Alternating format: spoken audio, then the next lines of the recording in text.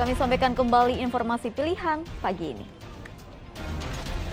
Minibus tabrak bagian belakang truk hingga ringsek di tol Cipali, 1 orang tewas. Seluruh kelas terancam ambruk, murid SDN Sinagar Kabupaten Tasikmalaya terpaksa belajar di kelas darurat mirip kandang ternak. Mengambil pelajaran dari tragedi Kanjuruhan, Malang, Jawa Timur, sejumlah pihak merumuskan aturan pengamanan pertandingan sepak bola yang baru.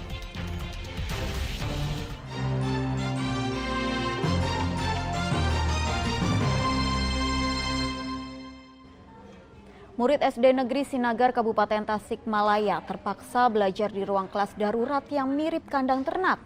Hal ini terjadi karena kondisi ruang kelas yang rusak berat hingga rawan ambruk. Anak-anak murid SDN Sinagar yang berada di Desa Sindangasih, Kecamatan Cikatomas, Kabupaten Tasikmalaya, akhirnya belajar di bangunan darurat yang sekilas terlihat seperti kandang ternak yang dibuat dari kayu dan bambu mulai hari Senin. Hal ini terpaksa dilakukan karena ruang kelas yang ada di SDN Sinagar kondisinya rawan ambruk, apalagi dengan cuaca yang kerap hujan deras disertai angin kencang. Ini adalah bentuk kesimpatian warga dan bentuk juga tanggung jawab pemerintahan desa bersama orang tua murid karena kekhawatiran dengan kondisi sekolah SDN Sinagar ya saat ini. Jadi dalam proses belajar mengajar untuk mencapai pintar atau masyarakat yang berbudi luhur, berpengetahuan, itu tidak akan terjadi karena tidak ada ketenangan, tidak ada ketentraman dalam masa proses belajar mengajar. Jadi ketenangan dulu yang harus dilakukan. Makanya setiap mau proses belajar mengajar, turun hujan itu bukan saja orang tua murid yang sangat ketakutan untuk memberangkatkan anak ke sekolah, tapi para guru pengajar pun merasa risau, merasa tidak aman untuk melakukan proses belajar mengajar. Berawal dari kekhawatiran orang tua dan guru, pihak desa kemudian membangunkan ruang kelas darurat yang berada di halaman sekolah. Meskipun ruang kelas mirip kandang ternak, namun ruang kelas ini dianggap lebih aman dibanding harus belajar di bangunan kelas yang sudah rusak. Namun murid harus bergantian menggunakannya karena jumlah kelas masih kurang. Dengan hal itu maka kemarin orang tua murid dan masyarakat secara luas mengadakan musyawarah di pemerintahan desa, bukan inisiatif sekolah juga, tapi pemerintahan desa bersama orang tua murid ini membangun kelas untuk sementara. Kelas sementara ini baru ada 3 lokal, 3 lokal untuk penanganan proses belajar mengajar sementara. Dan kemarin pun masih sudah menggunakan satu fasilitas panggung dan yang kedua itu fasilitas musola. Musola sudah digunakan untuk proses belajar mengajar dan bergantian. Kelas 1 masuk, kelas 2 dikeluarkan. Kelas 2 masuk, kelas 1 yang dikeluarkan. Jadi efektivitas mengajar pun itu sudah terganggu dengan fasilitas yang tidak ada. Para orang tua murid dan pihak pemerintah desa berharap pemerintah Kabupaten Tasikmalaya, Provinsi Jawa Barat, dan pemerintah pusat memberikan perhatian agar bangunan sekolah yang rusak berat bisa segera diperbaiki. Sebab belajar dalam bangunan darurat mirip kandang hanya pernah terjadi di desa ini tahun 1970-an lalu. Nah ini kondisi tahun 1976 ini seperti ini. Jadi tidak menghambat juga memang dalam proses belajar mengajar. Tapi dengan masa sekarang ini rasa-rasanya menyedihkan, sangat-sangat menyedihkan. Banyak kerisauan yang terjadi antara pemerintahan desa, orang tua murid. Kami berharap ini menjadi prioritas utamalah SD Sinagar dan SD-SD yang lain dengan kondisi yang sama itu mohon diperhatikan oleh dinas dan instansi-instansi terkait. Dari total 6 ruang kelas yang ada di SD Negeri Sinagar, 2 diantaranya sudah ambruk. Dan pada 4 ruang kelas lain, rangka atapnya ditopang dengan tiang karena rawan ambruk. Eko Setiabudi melaporkan dari Kabupaten Tasikmalaya. Doa bersama tragedi Stadion Kanjuruhan yang menelan ratusan korban jiwa digelar santri dan santriwati Pondok Pesantren Darussalam Ciamis.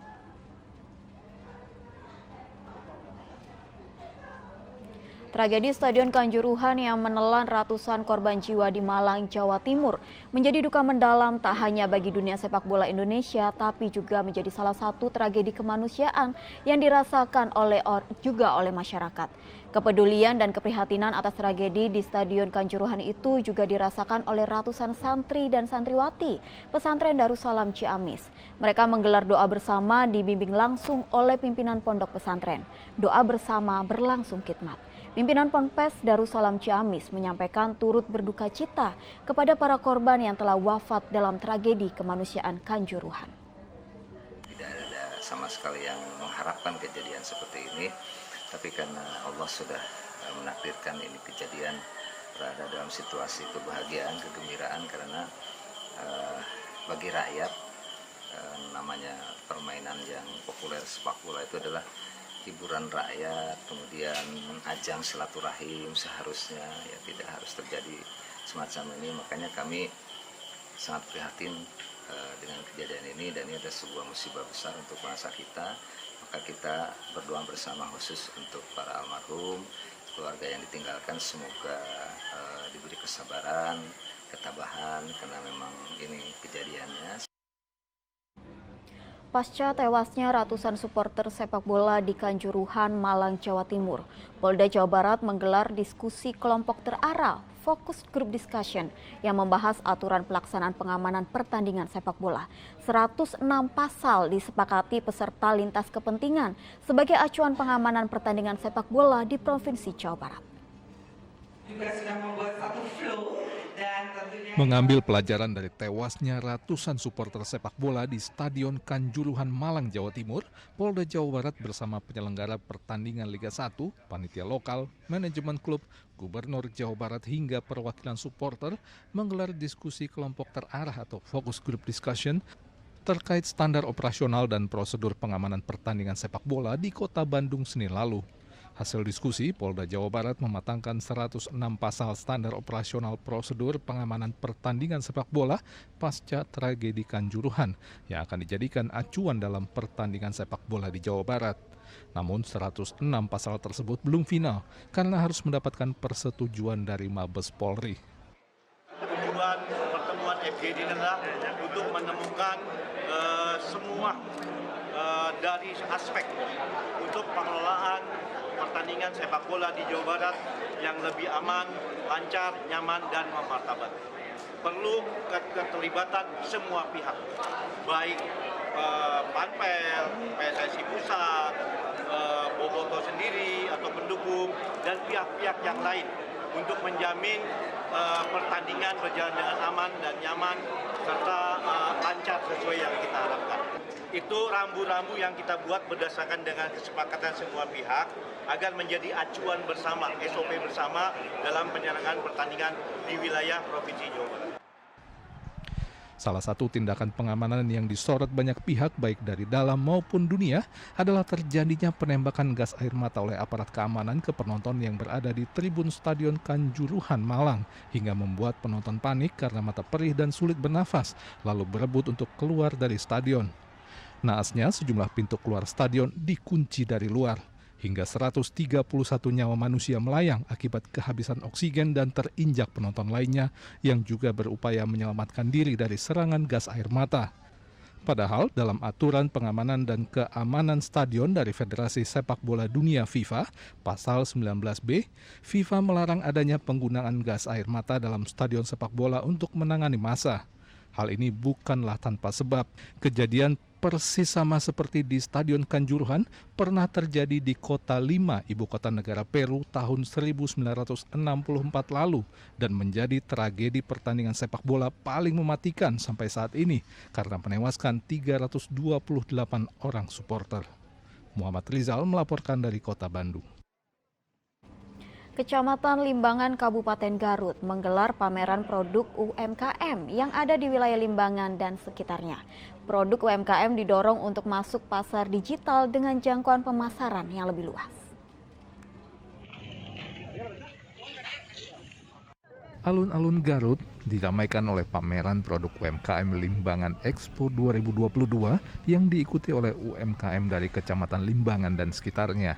Menteri Koperasi dan UMKM yang hadir bersama Bupati Garut menyoroti sejumlah potensi produk UMKM yang bisa dikembangkan agar bisa masuk ke pasar digital dan bisa dijual ke seluruh Indonesia atau bahkan bisa diekspor. Ini inisiatif yang bagus, satu untuk mempromosikan produk-produk UMKM yang ada di Kecamatan Limbangan, ya, tapi sekaligus juga ada proses kurasi, proses pendampingan supaya nanti ada peningkatan kualitas. Ya, tadi kemasannya masih sangat sederhana, ya, tapi saya lihat ada beberapa produk yang unggul yang bisa dikembangkan, bahkan permintaan global juga ada. Seperti tadi saya menemukan briket, ya, yang itu potensi itu digedekan. Ini penting kita punya perencanaan yang lebih baik, ya, untuk menyiapkan produk-produk UMKM-nya. Jadi kan kita harus siap juga produk-produk dari Garut itu masuk ke pasar digital, ya, dan sekarang tidak harus ke kota lah, ya, bisa di desa, bisa di kampung, bisa di Garut, di kecamatan ini tetap usaha, tapi bisa jualan sampai ke nasional bahkan keluar. Nah, tinggal produknya yang harus kualitasnya. Saat ini, 421 desa di Garut telah memiliki badan usaha milik desa, BUMDes, yang juga membina usaha mikro kecil menengah yang ada di desa. Akses permodalan pun juga telah difasilitasi melalui PT PNM dan perbankan. Dari sisi PNM, ya, Garut itu sudah mendapatkan kredit mekar di atas 800 miliar. Dan dari kredit yang diberikan melalui UKM juga sudah mencapai di angka 1,2 triliun di Garut semua bank itu. Jadi tumbuh dan berkembangannya ini memang ada kebijakan daripada pemerintah pusat yang mendorong melalui perbankan, dan ini dimanfaatkan. Dan hebatnya di Garut itu NPL-nya yang macetnya sangat di bawah 0,5%. Nantinya bukan hanya UMKM yang sudah besar saja, tapi dari seluruh desa akan ada pendampingan agar bisa masuk ke pasar global dan usahanya naik kelas. Eko Setiabudi melaporkan dari Kabupaten Garut.